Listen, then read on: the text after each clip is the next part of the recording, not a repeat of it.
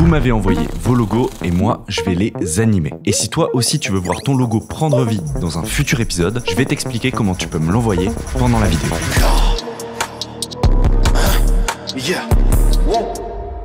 Le premier logo nous vient de la part du traiteur Rousseau. C'est l'entreprise de Pierre et Vanessa. Regardez comment ils sont mignons. C'est un traiteur qui met l'accent sur une production responsable et locale à Bordeaux. C'est parti, j'ai tous mes éléments sur After Effects et la première idée qui me vient, c'est de faire arriver cette casserole dans le cadre tout en la faisant tourner sur elle-même. Alors, comment on va faire? Parce que là, du coup, c'est une image en 2 dimensions. En gros, on va se servir des anses de la casserole pour créer une illusion d'optique, comme si la casserole tournait sur elle-même, alors qu'en réalité, elle fait juste un mouvement de la droite vers la gauche. J'anime également le couvercle de la casserole, qui lui va faire des petits mouvements, des petits rebonds selon la position de la casserole. Assez content du résultat. Au final, je trouve que ça marche super bien. Ensuite, on va faire arriver les couverts qui pendent. Donc là, c'est position et rotation. Et ce qui va rendre cette animation un peu stylée, c'est de pas les faire arriver en même temps, mais de les décaler de quelques images. Pour la fumée, le soleil et les plantes, c'est des animations assez simples, assez subtiles, histoire de donner un petit peu plus de vie encore au logo. Puis au final, je me dis que ce serait sympa de faire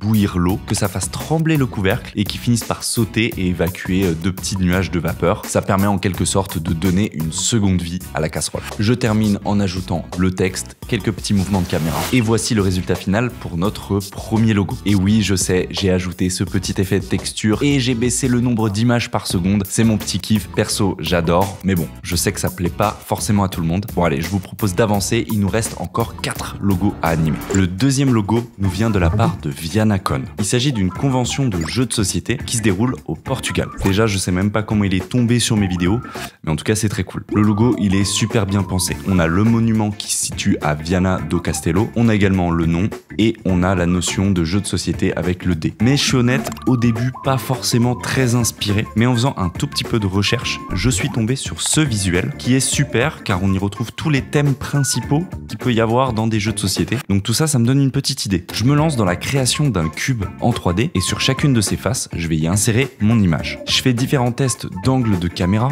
de rotation de mon cube. En réalité, je sais pas trop où je vais, mais je me dis qu'en passant à l'action, ça allait sûrement me débloquer. Et je crois que ça m'a permis de trouver mon idée. Le cube va venir zoomer et recouvrir la quasi-totalité de l'écran avant de dézoomer, puis laisser apparaître le logo VianaCon dans le fond. Mais attention, sans le dé qu'il y a au milieu à la base. Car justement, on va laisser place au dé en 3D, ça fait beaucoup de dés, et il va venir se placer au milieu et changer de face plusieurs fois, histoire d'indiquer que la VianaCon, c'est plusieurs facettes de jeux de société avec des thèmes différents. C'est pour montrer la diversité des jeux qu'on peut retrouver lors de cette convention.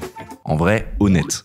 Puis après ça, on repart en zoom et on va donner énormément de vitesse à ce cube pour cette fois-ci vraiment faire apparaître le dé qui était de base sur le logo. Ce que vous voyez là, ça s'appelle un match cut. On va en fait passer d'une image à une autre lorsque les 2 éléments sont au maximum de leur vitesse. Comme ça, notre œil, il y voit que du feu. Et voici le résultat final pour notre logo numéro 2. J'aime beaucoup parce que ça change un peu, je trouve. Ah oui, et j'essaye de passer entre 2 et 3 heures maximum par animation. Évidemment, on peut toujours faire mieux, mais là l'idée c'est de se limiter, de partir dans la première idée que tu trouves et d'être assez efficace. Je trouve que c'est un super bon entraînement. Bon allez, encore 3 logos à animer. Bon, je sais que vous voulez savoir comment vous pouvez m'envoyer votre logo afin de passer dans un futur épisode. Tout se passe sur lemurdesanimation.com, un site qui a été créé avec Hostinger qui sponsorise la vidéo. C'est une solution tout en un. Hébergement, nom de domaine, email professionnel et le builder amélioré avec l'IA. Alors, comment ça marche? Tout d'abord, on choisit son nom de domaine, qui est offert. Ensuite, Hostinger vous pose une série de questions pour mieux comprendre vos besoins. J'ai utilisé leur fonctionnalité IA en décrivant au maximum ce que je voulais sur mon site. Ça m'a généré une super base. Il n'y a plus qu'à modifier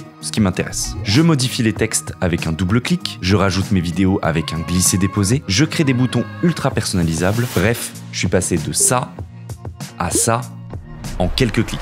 Je vous conseille l'offre Business, qui est à 4,99 € par mois si vous le prenez pendant 2 ans. En plus de ça, une réduction de 10% s'applique pour tous les plans d'hébergement de 12 mois et plus avec le code JustinBuisson. Quand vous avez choisi le plan Business, vous scrollez un peu et pour le code, c'est juste ici. Et si jamais, vous avez 30 jours pour demander un remboursement. Donc en vrai, zéro risque. Pour notre troisième logo, c'est Jean Muller, un studio de graphisme et scénographie basé à Strasbourg. Et ce qui est marrant avec ce logo, c'est qu'il y a déjà une animation, justement. Vous allez me dire, pourquoi tu prends ce logo alors? Je pense, j'ose le dire, qu'il y a des choses à améliorer sur cette animation. Pour ça, je vais repartir sur la même idée, parce qu'elle est très bonne, mais je vais peaufiner tout ça, on va dire. On commence par faire tomber le carré, qui va donner les deux triangles. Donc là, premier changement par rapport à l'animation d'avant, c'est la vitesse à laquelle les éléments vont tomber et rebondir. Puis je vais venir également plier le triangle pendant son salto, ça lui donnera un petit côté organique en plus. Et aussi un petit rebond en plus pour accentuer la chute. Maintenant, on fait apparaître le J et le mot studio. Pas de grande différence ici, à part quelques courbes de vitesse qui sont un peu différentes. Et là, c'est le moment de la balle qui tombe, qui représente également le haut de studio. Et là, je vais faire des rebonds, on va dire, plus prononcés et avec des courbes de vitesse un petit peu plus exagérées. Puis à la fin, il va venir s'installer à côté de Studi et donner studio avec un petit rebond. Dans sa charte graphique, il m'a envoyé son logo avec plein de déclinaisons de couleurs différentes. Alors je me dis que c'est sûrement pour montrer que le logo est très versatile, alors je vais venir l'incorporer dans l'animation. À chaque rebond de balle, la couleur de la scène va changer. Je trouve que c'est une manière assez intelligente de montrer les formes différentes du logo. Et voilà le résultat final de l'animation. Je me suis même permis de rajouter un petit plan serré au moment où la boule elle roule sur le J. Donc c'est un parti pris, on aime, on n'aime pas. Perso, je me suis fait un petit kiff, voilà, c'est la fête. Et voici l'animation à côté de l'animation de base. Et d'ailleurs, ça me donne une idée de vidéo qui pourrait être genre j'améliore vos animations sans prétention, mais je pense que ça pourrait être assez marrant. Dites-moi dans les commentaires ce que vous en pensez. On passe au quatrième logo, c'est clairement mon préféré de la vidéo. Chipote ou chipoter, c'est un concept créé par Salomé Manceau, mais malheureusement tout cela n'existe pas, ce n'est que fictif. Je suis triste. Tout simplement. Vu que les personnages sont en majorité ronds, l'idée ça va être de les placer à la place du haut de Chipote. Vous allez comprendre plus tard, ça va être cool. On commence par le navet. Ici, on va tout simplement le faire courir. Enfin, tout simplement, bon, je travaille à l'envers et je me garde le plus chiant pour la fin.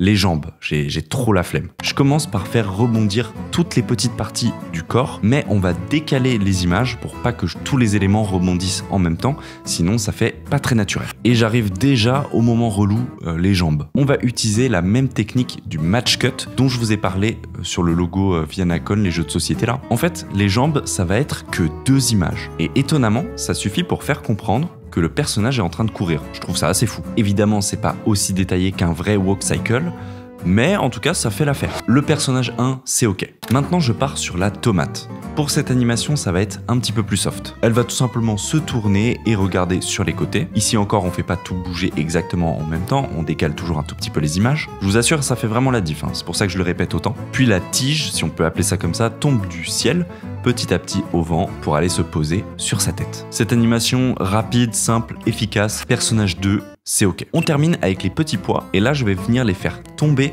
dans la poche. Je connais pas le terme technique mais on va appeler ça une poche. Ici encore une fois rien d'impressionnant techniquement mais on le rappelle on a 3 personnages. C'est l'effet d'accumulation des animations qui va rendre l'animation globale assez cool. Donc le personnage 3 c'est validé aussi. On part maintenant sur l'animation de la typo. Je vais faire en sorte que ça fasse comme une sorte d'écran de chargement. Donc en fait chaque lettre va sautiller indépendamment et créer un petit peu cet effet de vague un peu fluide. Vous l'avez compris, on va placer nos personnages à la place de la lettre O et les animations vont tout simplement défiler et cutter et je pense que l'effet est assez cool. C'est bon pour l'animation numéro 4, j'espère qu'elle vous plaît. Moi personnellement c'est ma préférée, je trouve qu'elle dégage quelque chose d'assez sympa et je la verrais bien en écran de chargement sur leur site internet. Enfin, si ce projet existe pour de vrai un jour, ce serait génial. Bon, dernière ligne droite, il nous reste une toute dernière animation. On termine en beauté avec notre 5e logo, qui n'est rien d'autre qu'un média de basket qui s'appelle The Upset Media et j'ai trouvé le logo super sympa, avec une omniprésence de typo, une petite texture grunge et des illustrations un peu style brush. Je trouvais que c'était un combo parfait. Bon, en termes d'animation, on va devoir mettre le paquet sur la typo parce que c'est quand même omniprésent dans l'image. Donc pour ça,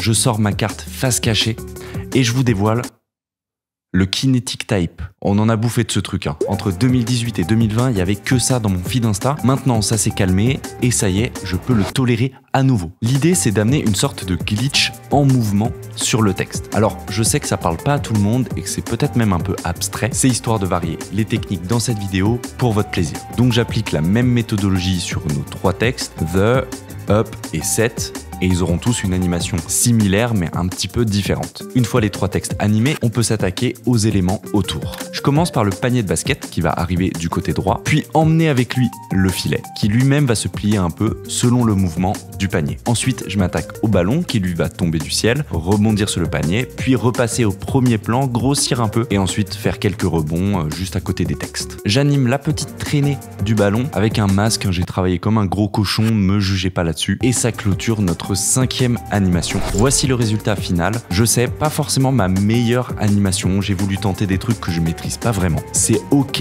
mais c'est pas la folie non plus, elle a le mérite d'exister. Disons ça comme ça. Et voici les 5 logos qu'on a animés dans cette vidéo. Petit rappel pour m'envoyer votre logo et tenter de passer dans un prochain épisode, ça se passe sur le site dans la description. Encore merci à Hostinger. Et pour rappel, vous avez moins 10% avec le code Justin Buisson.